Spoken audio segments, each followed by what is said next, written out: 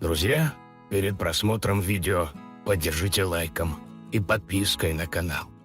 Любовные истории без цензур вы можете просмотреть и прослушать на нашем канале «Расскажу тебе» на Бусти.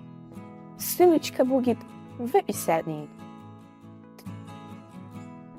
В этот вечер я вернулась домой от подруги, узнав, что мой муж мне изменяет.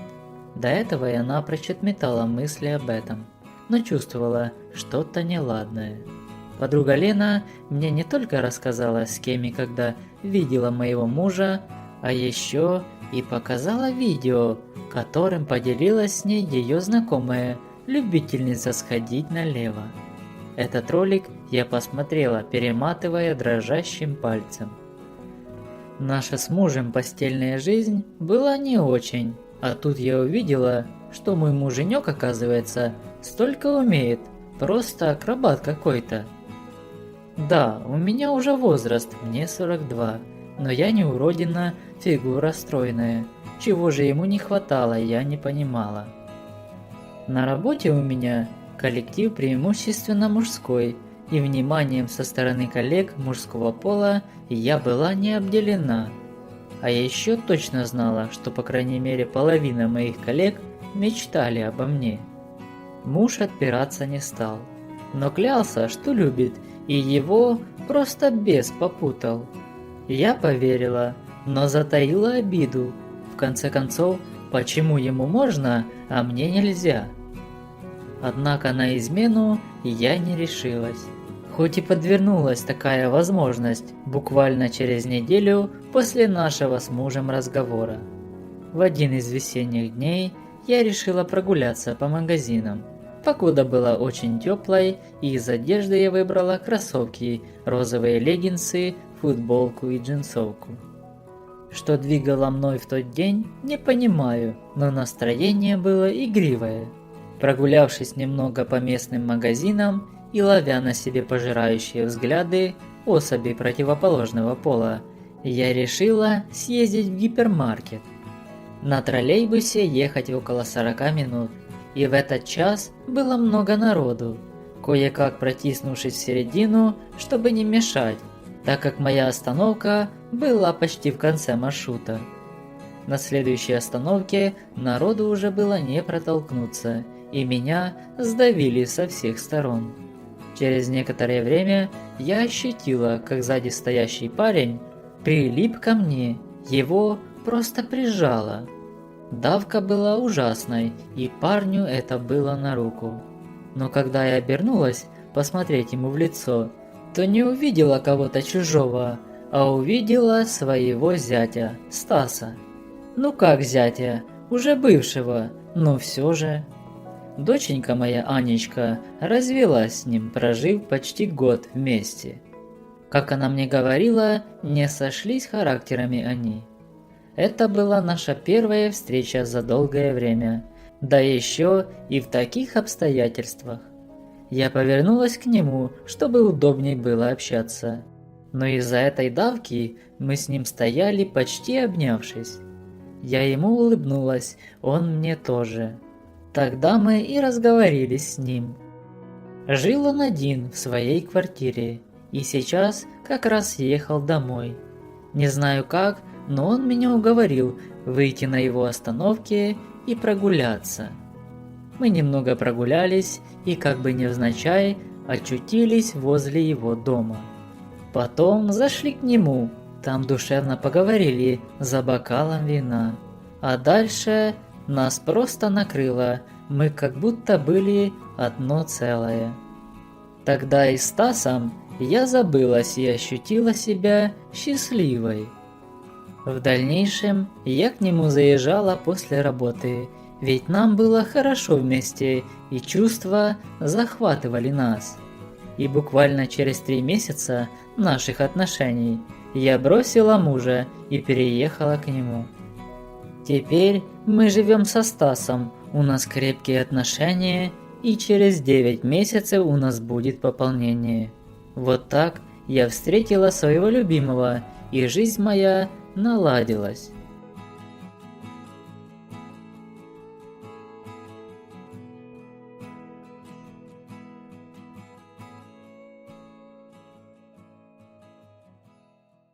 Alright, everyone's presentations are done. Nick, the manager, said as he tried to move the discussion forward. Excuse me, I haven't. I recently found out something. Nick interrupted me and began to speak. There's apparently someone in this department who didn't graduate high school and is just a part-timer. Meetings should be for employees only. Absolutely right. His lackey, Mike, of course, agreed with Nick. I'm leaving. After leaving the meeting room, I started to shut down my computer. I noticed that an email had arrived, not in my personal inbox, but in the company's shared email. Thinking, there's no point in speaking up, no one will listen, I went home quietly. The next day, I heard a commotion from Nick's desk. He was staring at his computer screen, his face pale. Nick! Is something wrong? Mike looked at the screen with him. And he turned even paler than Nick. Why is he so angry? Knowing the reason for Mike's distress, I thought to myself, serves them right. My name is Adam. My mother passed away when I was in the 9th grade, and I was raised by my father. Well, you could hardly call it being raised. After my mother passed, my father changed. He drowned his sorrows in alcohol, and though he still went to work, he squandered our living expenses on horse racing. Because of that, I had to start working part-time as soon as I entered high school. Every month, I went to the convenience store with bills in hand that couldn't be auto-deducted from my father's account. Even though I endured it because I didn't want to be alone, I reached my limit in my 2nd year of high school and dropped out. I found a live-in job at a distant inn. Thank you for everything. The day I left home, my father, still staring at the TV, spoke. Take care. That was our last conversation. Back then, 18 wasn't the age of majority, so I needed my father's permission to work, and I couldn't hide my place of employment. Yet, my father never visited me even once. I kept working just to survive, and before I knew it, I was 42. Years of hard work paid off, and I was transferred to the headquarters. I was thrilled to be recognized by the company, as I thought I'd be working in the field until retirement due to my lack of formal education. Listen up. Our work can change the future of our employees. Don't drag us down. On my first day after the transfer, Nick, dressed in an expensive suit, spoke sternly. There was a reason for this. Our inn was located in a prominent tourist destination, known so well that everyone in the state could sing its commercial jingle. At its peak, we had 5 locations within the state. But that was long ago. Due to financial difficulties and aging facilities, only the place where I had worked for many years and the original establishment remained. I was prepared to lose my job anytime, but now there was a glimmer of hope. With the rise of social media, the tourist area where the inn was located started gaining attention again. Depending on how hard the sales department, where I was transferred, worked. We could either thrive or be forced to give up this prime location to the new hotel chains continuously popping up. For Nick, who had switched careers from another industry to strengthen our sales, this was a battle he couldn't afford to lose. I understood why he had to be strict. I will do my best. Nick sneered at my enthusiastic declaration. Did you not hear what I said? I'm sorry. I thought I was listening carefully. Out of habit from years of customer service, I apologized reflexively, though I had no idea what had offended him. Someone was watching me with a smirk. In this department, there are those who are expected to excel and those who have been shoved here because they have nowhere else to go. You are the latter. It was Mike, the section chief. He's 7 years younger, at 35. But he was called to headquarters much earlier than I was and had been moving around within the headquarters ever since. I'm not jealous, but I can't accept that he's my boss. Graduating from a prestigious university, he has an unusually high pride and caused many problems as a newbie, making things very difficult for me when I was the front desk leader. When I found out Mike was transferred to the sales department a month before me, I was disheartened. Mike is right. With just a middle school diploma, there's not much you can do. Don't even think about achieving results. As if I didn't exist, Nick remarked, I'm thirsty. Mike eagerly ran to the coffee maker. It seems Mike is Nick's lackey. I regretted being happy about my transfer to headquarters, wishing I had stayed on site forever. Send a direct mail to every company on this list by the end of the day. Nick only assigned me tasks that even a new graduate could handle. What? There are over 1,000 companies. You want me to send to all of them by today? Yes, if you and your fellow misfits split the work, even those with nowhere else to go should finish by today. I glanced at the employees typing away expressionlessly. They were worn out from customer service, only thinking about leaving on time, or were women reassigned after having children. With zero motivation for work. Even Sam, a new graduate from the same university as Mike, who was supposed to be among the expected achievers, had no enthusiasm for the job. Having joined the company wanting to do customer service. I don't care what they say, I plan to quit anytime, he said. Only Nick and Mike were highly motivated, making all the decisions between the two of them. I originally only wanted to work at the inn to survive and had no particular attachment to this job. I swallowed my words, thinking I had no right to reprimand them. About a month after the transfer, Nick told us with a frustrated look. To commemorate the 50th anniversary, we've decided to create a plan exclusive for one group per day. Originally, Mike and I were supposed to come up with it, but our president, Mr. Thompson, insists on hearing everyone's opinions. So, you all get a chance. As Nick explained, Mike began handing out prints. Make sure not to embarrass Nick. If your ideas are half-baked, you'll have to redo them. It seemed that they had printed his handwritten notes by Mr. Thompson, which included several questions and a section for free responses. It made sense why Nick had to seek our input, given that all responses had to be submitted to Mr. Thompson. We were given a week to think about it, and a meeting was scheduled to compile our ideas. My plan is to let guests enjoy both the old and modern America.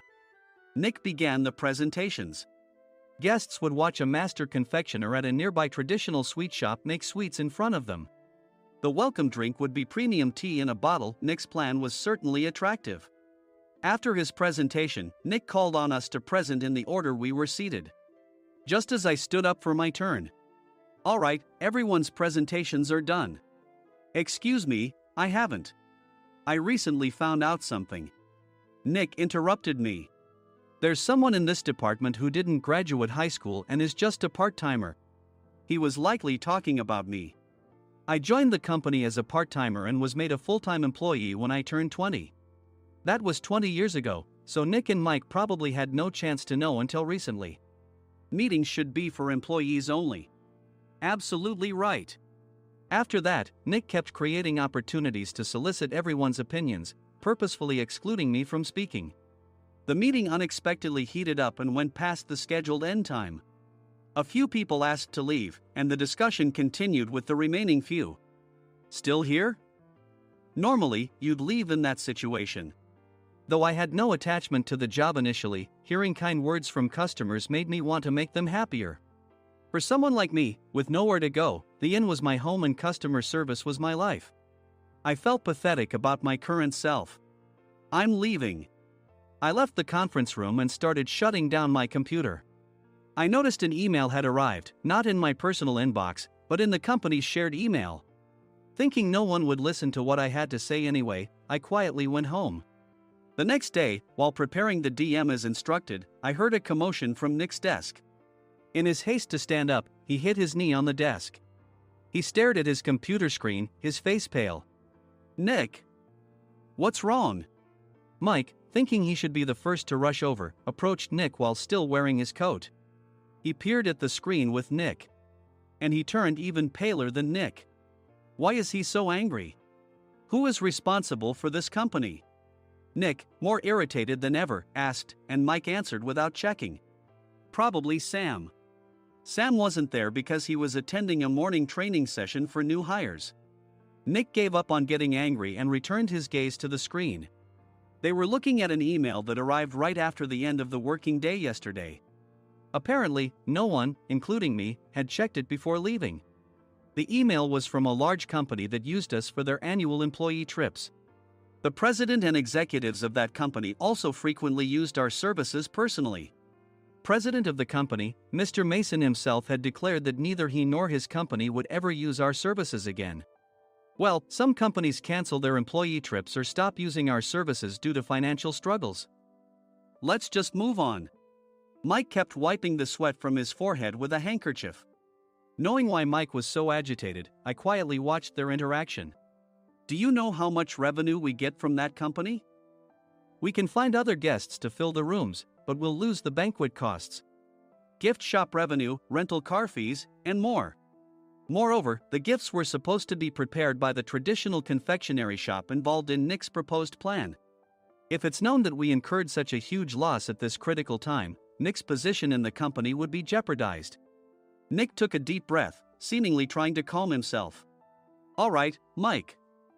Go to New York right now and apologize to Mr. Mason. What? You're coming with me, right? I have urgent work to do. I trust you, which is why I'm entrusting this to you. Please. Mike, believing Nick's sincerity, agreed with a determined look on his face, saying, yes. That's Nick for you. Even if Mike went to apologize, Nick would shift all the blame onto him if the client didn't change their mind. Well, it was Mike's fault to begin with, so it served him right. About 3 hours later, Sam answered a call from somewhere and repeatedly apologized, saying, I'm very sorry. Everyone watched to see what was happening. After ending the call, he informed Nick with a weary tone. When Mike arrived at the client's company, he only made things worse, further infuriating Mr. Mason. He was demanding, get his boss here immediately. It was no wonder Sam was exhausted, dealing with such a call right after returning from training. What is that idiot doing? All right, Adam, you're coming with me. If sacrificing Mike didn't work, then I must be next. Normally, I'd want to refuse at all costs, but I saw an opportunity in this situation. If I can be of assistance, I'd be happy to join you. I immediately followed Nick, and we flew to New York. When we introduced ourselves at the reception, it became clear how serious the situation was, as the receptionist personally escorted us to the president's office.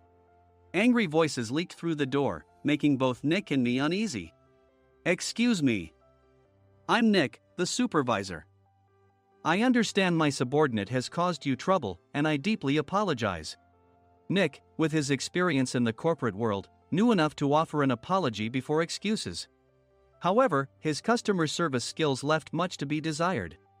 I sighed as I saw Mike trembling like a small dog in the corner of the room. What kind of training are you giving your subordinates? Mr. Mason glared at Nick with a red face. The intensity of his gaze made even Nick take a step back. Regrettably, I joined this company only 2 years ago and was unaware of Mike's issues. I should have identified his shortcomings sooner. Indeed. I should have realized sooner. No sensible person would come to apologize and then give a lengthy presentation on the drawbacks of not using their in. Nick froze, his mouth slightly open. Suspecting the worst, I picked up the documents that had fallen to the floor. It seemed Mike hastily prepared these documents on the plane, listing the disadvantages. Disadvantage 1: if you change the venue for the company trip, employees might suspect it's for cost-cutting reasons, leading to a negative impression.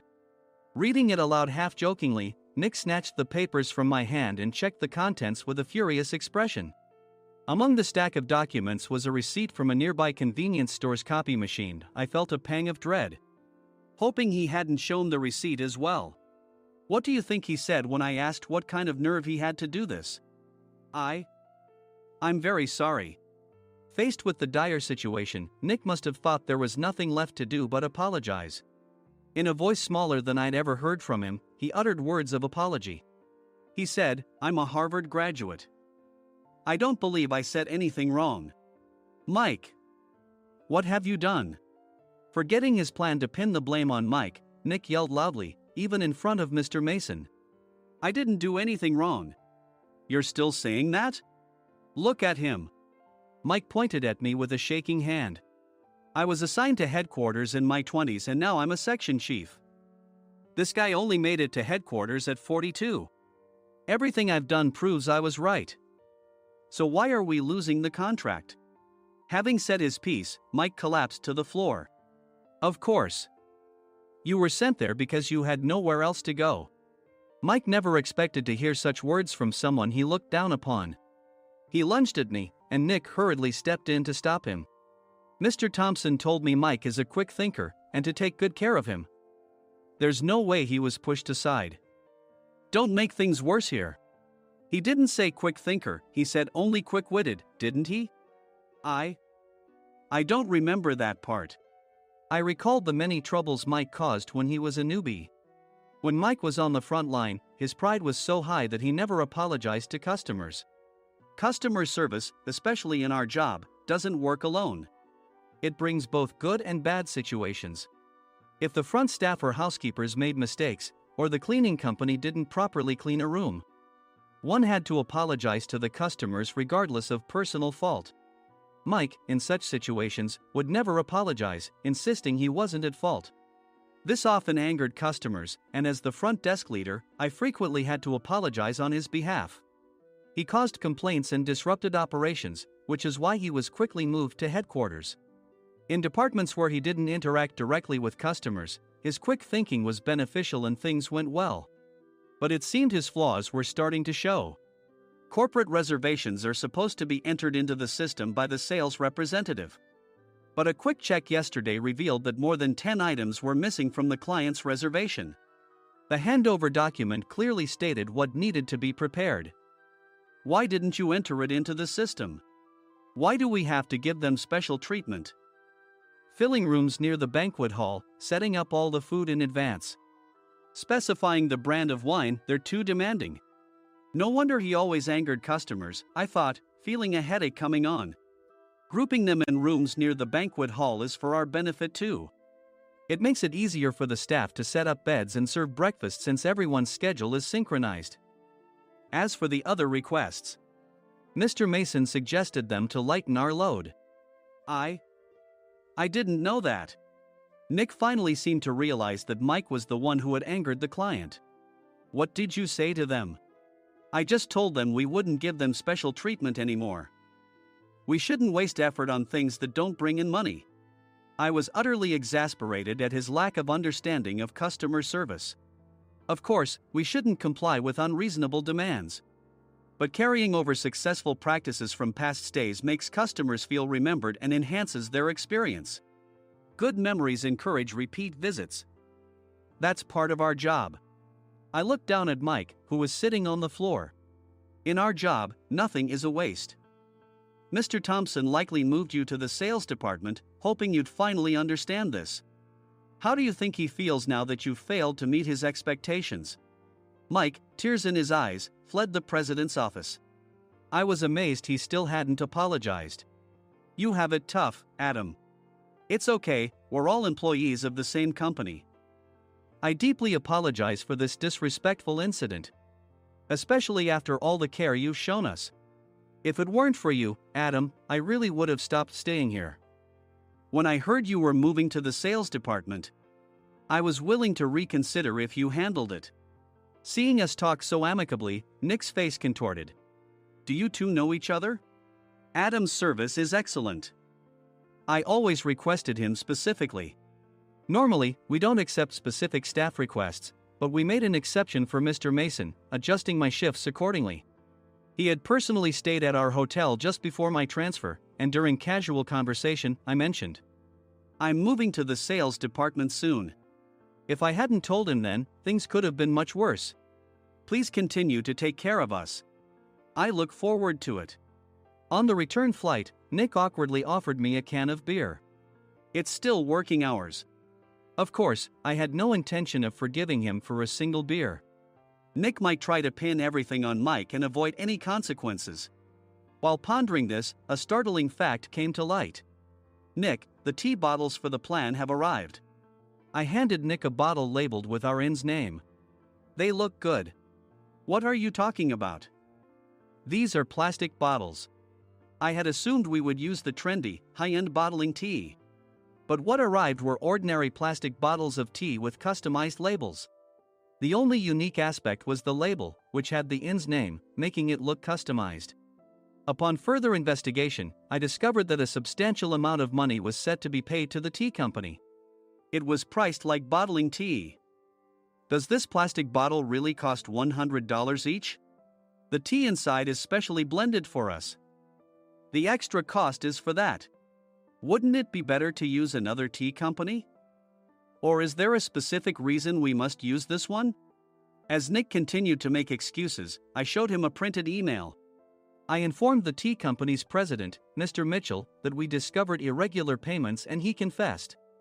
He said you two were high school classmates and planned to split the extra money. That idiot. Why did he confess? That's not important. You should worry about yourself, this could turn into a police matter. Opening the bottle cap, I suggested. How about calming down with this tea? It supposedly has a relaxing effect. Nick drank the tea frantically. In the following days, decisions were made about their fates. Mike was reassigned to the General Affairs Department, with no chance of transfer or promotion, as per Mr. Thompson's orders. As for Nick, since the payment to the tea company hadn't yet been made, he narrowly avoided legal trouble. Instead, he was encouraged to leave the company, and to avoid further complications, Nick submitted his resignation. Rumor has it that connections between HR departments have made it difficult for him to find new employment. Even though it was good to have those two gone, something unexpected happened in the sales department. Everyone became motivated and united in refining the 50th anniversary plan. In the end, my plan was adopted. We collaborated with the Tourist Information Center to provide personalized guides. The plan, tailored to the number of guests, was truly special for the 50th anniversary. Hey, is Adam's family coming to stay? I immediately booked that special plan for my family. Sam noticed it on the reservation list and quickly picked up on it. Yes, I'm inviting my father. That's great. I might invite my parents too. I lacked the courage to face my father just as Adam. But here, with the confidence Mr. Mason praised, I felt ready. The 50th anniversary plan was a perfect opportunity to reconnect with my father. I hoped to bring back the days when we could laugh together as we once did.